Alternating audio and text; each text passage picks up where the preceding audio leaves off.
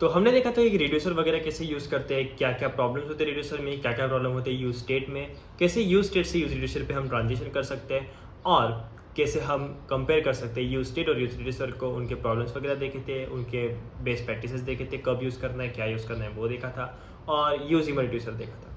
इसमें उसकी अगली कंसेप्ट जो कि है passing data deeply with context, ये देखेंगे। तो passing data deeply with context मतलब क्या? कॉन्टेक्स्ट एपीआई जो रिएक्ट ने प्रोवाइड किया है उसका यूज़ करके डेटा डीपली पास करना। एक्चुअली ये डेटा डीपली पास नहीं होता, ये प्रॉप्स की बात नहीं हो रही है, यहाँ पे बात हो रही है कॉन्टेक्स्ट की। कॉन्टेक्स्ट मतलब क्या होता है और कैसे मैनेज होता है कॉन्टेक्स्ट, वो सब कुछ देखेंगे और कैसे यूज़ करना है वो भी देखेंगे। तो सबसे पहले जाते हैं अपने कंप्यूटर की स्क्रीन पे। तो usually you will pass information from a parent component to a child component via props, but passing props can be more verbose and inconvenient if you have to pass them through many components in the middle, or if many components in your app need the same information. Context lets the parent component makes more information available to any component in the tree below it, no matter how deep, without passing it explicitly through props. तो इसका मतलब prop से पास नहीं करना है, ये आपको देगा डेटा कहीं पे भी अपने कंपोनेंट में। तो वो कैसे करना है वो देखते हैं। The problem with passing props, prop pass करने में क्या प्रॉब्लम है? देखो, सबसे पहले आपके पास दो चाइल्ड है, उनमें सेम डेटा चाहिए, तो आपने क्या किया? स्टेट लिफ्ट कर दी, अपने पेरेंट पे डाल दी। और अगर आपके पास बहुत ज़्यादा बड़ा ट्री है जिसके पास बहुत ज़्यादा चिल्ड्रन है और उन सारे चिल्ड्रन को, जैसे कि ये इंडिगो कलर में, पर्पल कलर में दिए हुए उन्हें डेटा चाहिए, तो आपको ये सभी के एक्सट्रीम पेरेंट पे डालना पड़ेगा, क्योंकि सारे नोड्स को, सारे ट्री के सब ट्रीज को डेटा चाहिए था, राइट? तो ये चीज़ जब होती है इसे कहते हैं प्रॉप डीलिंग। जब 3-4 कंपोनेंट से ज़्यादा कंपोनेंट में आप अपनी प्रॉप्स को भेज रहे हो ना, वो होता है प्रॉप डीलिंग, जो कि एकदम अच्छी चीज़ नहीं है अपने एप्लीकेशन के लिए। परफॉर्मेंस बहुत ज़्यादा ख़राब कर देती है और रीडेबिलिटी भी। तो इससे अच्छा ये सोचो कि ऐसा कुछ चाहिए जो कि टेलीपोर्ट कर दे अपने डेटा को जहाँ भी चाहिए वहाँ पे। तो वो कैसे करना है? Context and alternative to passing props, मतलब प्रॉप पास करने के लिए अल्टरनेटिव है कॉन्टेक्स्ट। यहाँ पे कंपोनेंट दिया है, इसमें क्या किया है उन्होंने? हेडिंग दी है, लेवल दिए है और लेवल के हिसाब से अपनी हेडिंग चल रही है। हेडिंग कंपोनेंट में क्या दे रखा है इन्होंने कि अगर केस 1 है तो H1, केस 2 है तो H2, ब्ला ब्ला ब्ला ब्ला जो भी है। सेक्शन में क्या दिया है? बस चिल्ड्रन पास किया है, तो सेक्शन में जो भी दोगे वो पास हो जाएगा। आगे इन्होंने क्या किया? सेक्शन को अलग अलग डिफाइन कर लिया। यहाँ पे ये हो रहा था, इन्होंने क्या किया? सेक्शन को अलग अलग डिफाइन कर लिया और उसके हिसाब से वो पास कर रहे हैं अपनी लेवल को। कंपोनेंट को थोड़ा बढ़ा कर दिया, एक्सटेंड कर दिया और अब नेस्टिंग वगैरह बहुत ज़्यादा हो रही है यहाँ पे। आगे चलते हैं। इन्होंने फिर ये नेस्टिंग वगैरह करके सब कुछ लिख लिया यहाँ पे। इसके बाद सेक्शन और उसके अंदर ये हेडिंग वगैरह, ये तो हम समझ गए। पर ऐसा कोई वे चाहिए कि हर एक हेडिंग पे ये लेवल 3 लेवल 3 लेवल 3 पास करने से अच्छा है हर सेक्शन पे हम लेवल 3 पास कर दें और हेडिंग को खुद से पता चल जाए कि लेवल 3 वाली हेडिंग है, तो मुझे H3 टैग यूज़ करना है। तो उसके लिए फिर ये करना कैसे वो इम्पोर्टेंट है। That would require some way for a child to ask for data from somewhere above in the tree, मतलब पेरेंट से पूछना पड़ेगा कि मेरे पास कौन सा डेटा है। तो ये एक थोड़ा प्रॉब्लम है। ये कैसे सॉल्व करते हैं? प्रॉप्स की मदद से तो सॉल्व होगा नहीं है, क्योंकि प्रॉप्स तो नीचे जाएगी ना ऊपर से, तो प्रॉप्स तो नीचे ऊपर से जाएगी तो हेडिंग पे प्रॉप डालनी पड़ेगी, पर हेडिंग पे तो प्रॉप डालनी नहीं है हमें तो प्रॉप डालनी है सेक्शन पे। तो ये एक बड़ा प्रॉब्लम है। इसे कैसे रिजॉल्व करते हैं कॉन्टेक्स्ट की मदद से वो देखते हैं। देखो, using context in close children, using context in distant children. तो देखो, यहाँ से यहाँ पे सीधा प्रोपेगेट कर देंगे डेटा और यहाँ पे भी प्रोपेगेट कर देंगे डेटा, मतलब टेलीपोर्ट कर देंगे डेटा को, जो भी आप वर्ड अच्छा समझो। सबसे पहले क्या करना है? कॉन्टेक्स्ट क्रिएट करना है। कॉन्टेक्स्ट कैसे क्रिएट करते हैं?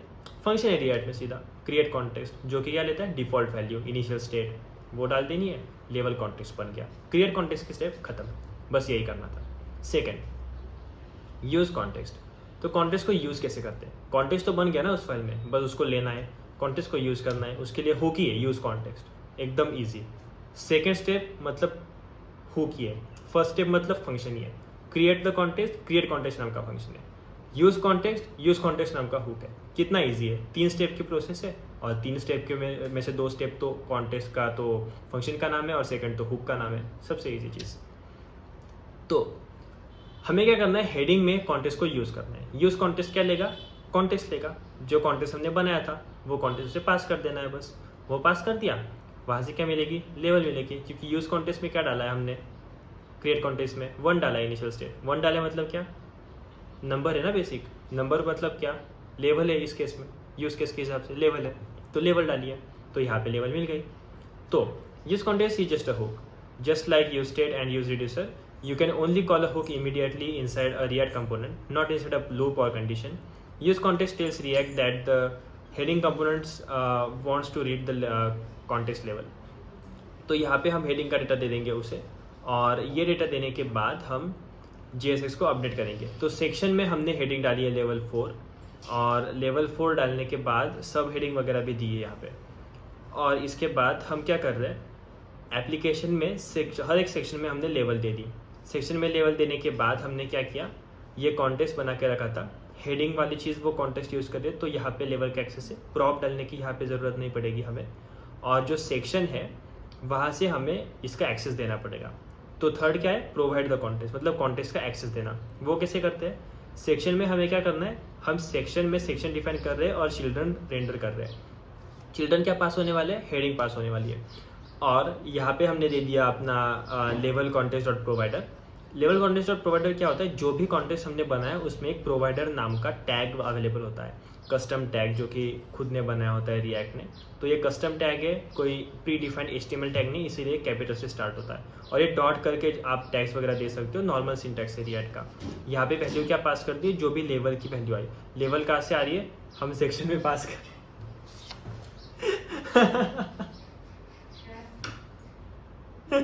ती हसली माझ्याकडे फोन, 2 मिनिट दरवाजा बंद कर, आता कट कर लागेल मला व्हिडिओ।